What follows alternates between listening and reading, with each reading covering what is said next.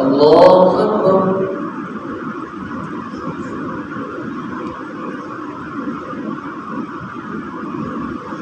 الحمد لله رب العالمين الرحمن الرحيم مالك يوم الدين إياك نعبد وإياك نستعين اهدنا الصراط المستقيم صراط الذين أنعمت عليهم غير المغضوب عليهم ولا الضالين.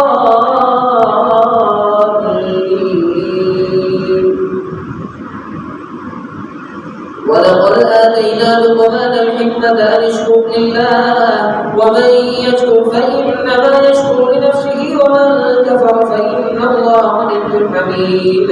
وإذ قال لقمان لابنه وهو يعظه يا بني لا تشرك بالله إن الشرك لظلم عظيم.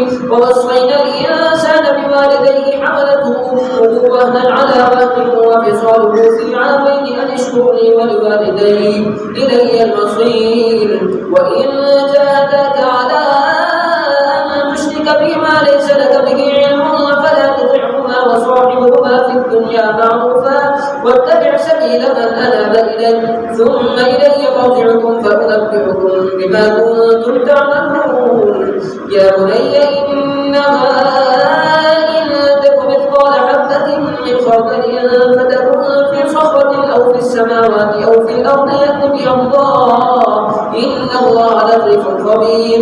يا بني أقم الصلاة وأمر بالمعروف وانه عن المنكر واصبر على ما أصاب ولا تصعد خدك للناس ولا تمشي في الأرض مرحا إن الله لا يحب كل مختال فخور. وقصد في مشيك واغضض من صوتك إن أنكر الأصوات لصوت الحميد. ألم تروا أن الله سخر لكم ما في السماوات وما في الأرض وأسبغ عليكم نعمه ظاهرة وباطنة ومن الناس من يجادل في الله بغير علم ولا هدى ولا كتاب منير. وإذا قيل لهم اتبعوا ما أنزل الله قالوا بل نتبع ما وجدنا عليه آباءنا أولو كان الشيطان يدعوهم إلى عذاب السعير. ومن يسلم وجهه إلى الله وهو محسن فقد استمسك بالعروة الوثقى وإلى الله عاقبة الأمور. ومن كفر فلا يحزنك كفره إلينا مرجعهم فننبئهم بما عملوا إن الله عليم بذات الصدور. نمتعهم قليلا ثم نضطرهم إلى عذاب قريب. ولئن سألتهم من خلق السماوات والأرض ليقولن الله قل الحمد لله بل أكثرهم لا يعلمون. لله ما في السماوات والأرض إن الله هو الغني الحميد. ولو أن ما في الأرض من شجرة أقلام والبحر يمده من بعده سبعة أبحر ما نفذت كلمات الله إن الله عزيز حكيم. ما خلقكم ولا بعثكم إلا كنفس واحدة إن الله سميع بصير. ألم تر أن الله يولج الليل في النهار ويولج النهار في الليل وسخر الشمس والقمر كل يجري إلى أجل مسمى وأن الله بما تعملون خبير. ذلك بأن الله هو الحق وأن ما يدعون من دونه الباطل وأن الله هو العلي الكبير.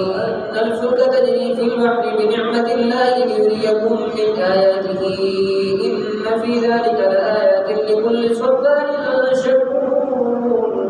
وإذا غشيهم موج كالظلل دعوا الله مخلصين له الدين فلما نجاهم إلى البر فمنهم مقتصد وما يجحد بآياتنا إلا كل ختار كفور.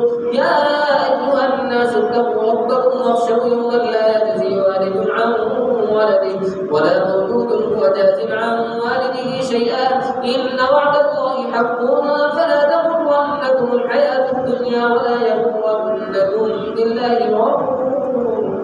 إن الله عنده علم الساعة وينزل الغيث ويعلم ما في الأرحام وما تدري نفس ماذا تكسب غدا وما تدري نفس بأي أرض تموت إن الله عليم خبير.